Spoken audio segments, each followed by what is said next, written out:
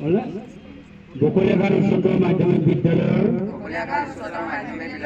অধ্যক্ষ প্ৰমুখ্যে সমূহ শিক্ষক শিক্ষয়িত্ৰী কৰ্মচাৰী আৰু ছাত্ৰ ছাত্ৰীৰ সন্মুখত শপত খাই কওঁ যে মই বিদ্যালয়ৰ ছাত্ৰ একতা সভাৰ 2023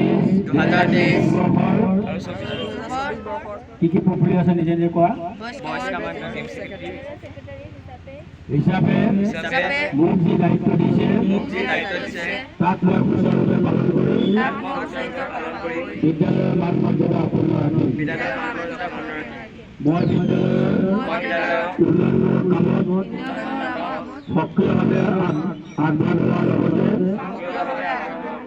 বিদ্যালয়ৰ কোনো ধৰণৰ ক্ষতিকাৰক কাম নকৰিবলৈ প্ৰতিশ্ৰুতি দিলোঁ। প্ৰত্যেকে নিজৰ নিজৰ স্বাক্ষৰ কৰি পেলাই অধ্যক্ষ মহোদয়ক জমা দিব।